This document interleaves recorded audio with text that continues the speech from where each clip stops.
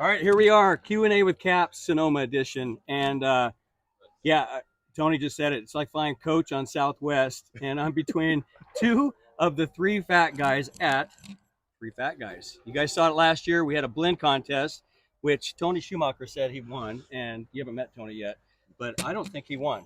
I didn't see a trophy. There was no trophy last year. See? Yeah. He's claiming he won. And you're going to meet the Sarge. He's been my teammate forever. But he's on the internet claiming he had a trophy from last year, Daryn. So I don't know if we can actually claim him as the winner. If I haven't seen it, it ain't real. I like it. Well, here we are. And like I said, two of the three fat guys. And what we're going to do now is dig into some really good food. And it's been kind of teasing us. We have a special guest. And if you watch Food Network, or if you're on TikTok, or you're on Instagram, you know this guy is a flavor train. Chuck's in the house. And partial to me, I grew up in San Luis Obispo, Santa Maria area, which, as we know, Tri-Tip was born there. That's where it came from. That's where it started. You guys like Tri-Tip? Love good Tri-Tip. That's our go-to. Okay. All right. Good to know. Look at these guys and look at me. So they've had their share of Tri-Tip. We got some mac and cheese. We're gonna have Chuck explain what he brought in. But Chuck, I do want to know. He's got a 49ers, which you guys know I love 49ers. Sorry, guys. That's okay. We're gonna get there. But what do we have on our plate, Chuck? So today we'll start from, I guess you could say. Here, you take that. Oh, there thank you you go. very much. You're not getting this back. You're not getting this back. So starting off with our side dishes here, we have a home-style mac and cheese. 4 different types of cheeses in there, lots of love, and my garlic pepper rub. We have a grilled corn salad, esquites, for those that speak a little Espanol. It's a grilled corn salad, cilantro, lime, cumin, a bunch of ingredients in there, flavor packing, never lacking. Award-winning ribs right there, lightly sauced, smoked for about 4.5 hours, hickory and cherry wood. And last but not least, we have our tri-tip, which was smoked for about 1.5 hours, rested, then hard seared at the end, topped with the tangy chimichurri. So hopefully that right there is a feast fit for you beasts. So I hope you enjoy. Oh. You are smooth. Are you hungry? I'm starving now. I was doing all right a second ago. So I got to know, how much do you weigh right now, if I can ask? Me? Oh, man. Less than Tony. That's it. Probably, I'd say. What did you play at? I played at about 310 pounds, and I'm probably 265 right now after this, 271 after this meal. Listen, I make wine, and we have a pizza restaurant, okay? I'm still. The last couple of years, weight? I'm back to playing weight. All right. he's at his fighting weight right now. I live in San Diego, and we went to a charity event, and the center for Philip Rivers, and I forget his name, big, huge guy, and he came to this charity about 2 years after retiring, and he looked like he weighed 180 pounds. I couldn't believe how much he lost not playing and not working out, I guess, all the time. Does that happen a lot with you guys? Yeah, you kind of see with offensive linemen, it can kind of go one of two ways. They're either stay at their fighting weight and go bigger, or they go real small. There's only a few of us that kind of hover around that middle that kind of go up and down. But, when you're raised on a diet of love and food and booze, I mean, it's one of those things where it's hard to step away from that game. So I tell everybody, I work out just enough to eat pretty much everything I want. So I'm not a great example of the guys like, some of those guys who've dropped all that weight and got healthy. I'm still trying to chase that dream. Now, I got to know, cheese curds. I mean, do you miss them? Do you still make them? Do you have a go-to place for them? We have amazing club members that, are Wisconsin-based, and they travel back and forth to Wisconsin maybe. And when they come here, they bring cheese curds in. And, they're good. They're good. I can't give up on them. If you haven't been to Green Bay or any place that has Minnesota, we go race at, you've got to have the real cheese curds. It's not something to be faked, right? No, it's like you get them in one place, and it's got to be Midwest. It's got to be out there doing that thing. We're back in Green Bay, every year, or at least every other year, for some kind of event or charity event or an alumni game, and it's always going to be on the menu. You're always going to go to some place. You're going to make sure you get the cheese curds. You're going to get them right near Lambeau. You're going to kind of get that feel. So yeah, I'm still definitely in the cheese curds train. Now, thank God, there's not a lot of places in Boise, Idaho to find a good cheese curd, so I'm not diving in them weekly. It's more. How do you know one's good? For me, they squeak. That's when I know they're good. Yeah. They squeak like the back of your teeth. Yeah, it's it's funny. It's actually one of those few foods that if it doesn't look like it's really good food, then that's the right one. If it actually looks too nice, you're like, this isn't a real cheese curd. No, I'm not eating this. So I can't have fancy cheese curds. I don't go and eat. There's no high-end place that's serving cheese curds. I need to be in like a brewery establishment, bar establishment, or a dive place. That's going to have the right cheese curds. You got to get them before bed, right? Wake up okay in the morning. That's it. That's it. They're called a level me out. Yeah, Level me out meal. Helps process your food. Yeah. It's a little better than Taco Bell at 1 in the morning, I suppose. Yeah. All right. So I got to know, what's your when you barbecue? What is your go-to? What ribs, steak? What's your go-to, Daryn? I'm a big ribs guy, so like I cook a lot of ribs when I'm doing barbecue, and I'm not obviously at the chef's level here. Like I'm working on my game, and I'm trying to get in the brisket game a little more. But it's a real time commitment, and when you're a fat guy like me, like you don't want to wait that long for food. It's hard to wait 16, 18 hours for a meal to come across. So I find myself doing a lot of ribs. I'm a big steak guy, so that's kind of when I'm doing the barbecue side of the world. And then if I know I've got a big party coming, I'm a pulled pork guy. Like real, something fast, something easy, something delicious. I know it's gonna be a winner. Idaho meat. Oh yeah, man. We've got some great. Idaho's got some great. Here's your chance to name drop. Oh, we've got Snake River Farms is a great community. Oh, Anderson Ranch does some amazing meats out there. I mean, there's some amazing guys, and then we've got a ton that come within a lot of the communities that are local guys, local farmers, smaller brands that it's Carl and Maggie's meats, and they just killed the pig down the street kind of places. So it's it's special. Exactly. We're pretty fortunate out there when it comes to meat. Tony.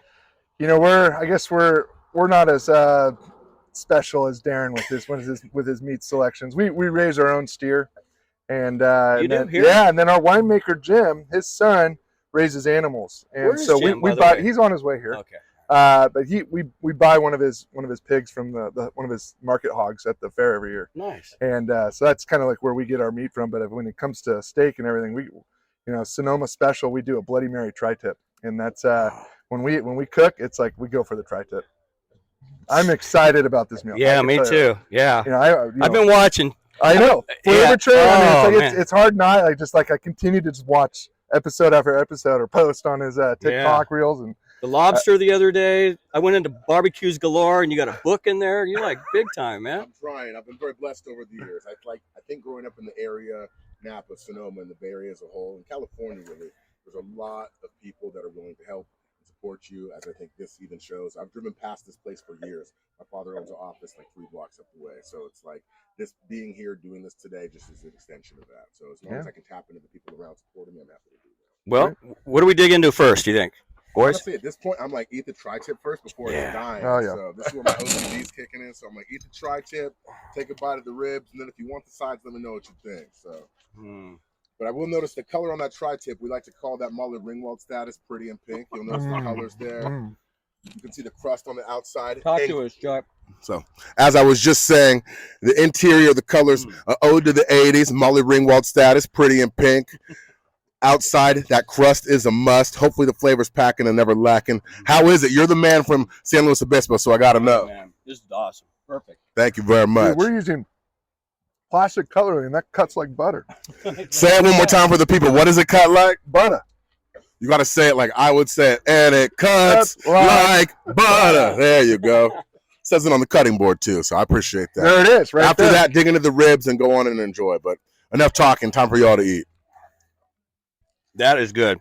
And tri-tip, where I grew up, like you said, man, you got to get the edges a little bit more cooked and then nice and rare or medium. I can't say it as cool as Chuck does, but.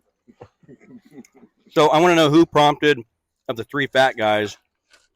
Like, were you guys super buddies when you were playing? No. You weren't? No, I hate Nevada. He absolutely went to one of the worst schools in the nation. So there's no way we were That's friends. not true. We were friends back then. Those that can't go to Nevada go to Boise State. Oh, man. It's getting I wanted to win deep some here. games, though, so I decided to go to Boise State. Where did our 3rd fat guy come from? College-wise. Actually, He was a junior college guy. He's Yeah. very lucky. He can't defend himself here. Why? Would he go to Notre Dame or something, or what? He went to University of Louisville. Oh, Yeah, wow. so he's All right. kind of he's from Florida, went to Louisville. wait, is he from Florida? I thought he was from Ohio. Wait, Wait. it depends on the He story. might be from Kentucky. Depends on who he's talking to and where they're Yeah. from. I can't wait to ask him now. Yeah, he's been from anywhere, and he's from everywhere, but he is a Louisville Cardinal. Nice. Yeah. So, did you guys play at the same time together? Yep. So all 3 of us were drafted in 2006 to the Packers. Daryn was 2nd round draft pick, then Jason went, and then I was in the 5th round. And obviously there was a need on the offensive line to help block for Brett, number 4. And we kind of put ourselves in an identity that allowed all three of us to be on the team, and we were all started as rookies. We had games that all three of us were starting at the same time, which makes it pretty darn special. And well, hold on for draft day, because we all watch it. Like, how in advance do you know? I mean, everybody sees the phone calls and all, but do you get it way ahead, like we're gonna take you kind of thing? No, I mean, I got called like 1 minute, 2 minutes before they picked me. Wow. So, and then back when we got drafted, which is now feeling like the olden days, they didn't videotape all of our drafts. You know, now it's first and second rounds are all on TV, and guys show up to the thing, the whole 9 yards. Like, I got picked during a commercial break.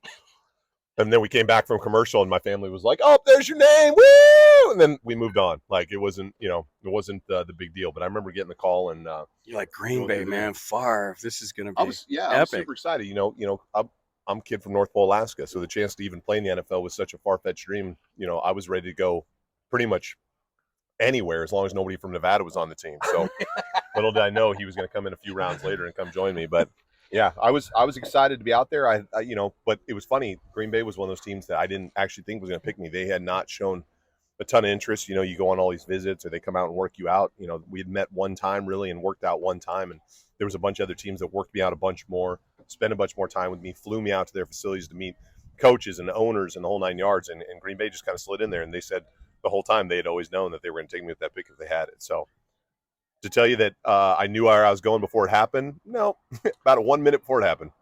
You have a hat ready and all that, or you didn't even know? You know, it was actually super funny. I had my family was down at the hat store, like they're like ready, and I think they bought one of every team and saved the receipt. That's awesome. And they were like, "All right, whoever he picks, we'll keep that hat, and then we're taking the rest back." So I'm pretty sure they bought 32 hats and came back with them. So. Dude, that's good planning. Yeah. How about you? No, my biggest thing on the draft day was I just remember my good buddy Nate Burleson, who went to Nevada, longtime receiver in the NFL. Now he's on Good Morning America. I remember him saying that he fell asleep like watching the draft, and he had to woke up to like a ringing like phone, and it was getting drafted. And so I was like, that's the only thing I don't want to do is fall asleep. And of course, I end up falling asleep, and I wake up, and it's like, I just remember just being completely out of it, trying to wake up, and I'm like talking to Ted Thompson of the Green Bay Packers GM, and I'm just like, I have no idea what's going on. This is like a no Nokia, like I remember 990. Oh, the little before that, right? Oh, yeah, right, yeah, the little one, right? The battery lasted like 14 days. Yeah. And it was just this wild rush, that for me it was, I was kind of more of like on the fringe of getting drafted or not. And so obviously it was like once I got the phone call, it was like the amazing, exciting time. That's awesome. All right. So who retired first out of you three? You did? I did, yeah. I mean, I was coming home in the off season to Sonoma, looking at this incredible brand that we're building, going like, this is what I want so to you be had doing. this going before you retired? We developed it while we were playing football. Oh. Yeah, this was launched, really the idea of this was our second year in the league. We knew we wanted to do something. Your CPA, your accountant's like, you guys need to get rid of some money? Is that how it started? Well, it was actually, Jason would be the CPA we could afford at that time because we were all making rookie minimum. So, and no, we'd actually were, a few cups into a conversation one night, and we were looking at, what could offensive linemen do that was fun? Because, if you're a quarterback or whatever, running back, you're giving away jerseys at events and stuff like that. Nobody wants that from a bunch of fat offensive linemen. Like, nobody wants that crap. So we kind of thought of something fun to do, and we came up with this idea. And then it kind of came down to like, okay, how much do we need to make sure we drink for free? And then, it kind of turned into a charity idea in the very beginning. And then we, realized we had something in a brand, and it's been built every day since then. Now, 15 years down the line or whatever we are now, counting the numbers down, it's Tony's the heart and soul of this and has built it into what it is today. But yeah, I mean, it started with three guys and a napkin and a conversation. And we were blessed to have Charles Woodson with us at the time, the Hall of Famer. And, Wow. He had a label we could piggyback on and started. And now, we harass him all the time. We let him know we're making better wine than him. So he better wake up. So that's why he's switching to whiskey. yeah, exactly. We ran him out of the wine business.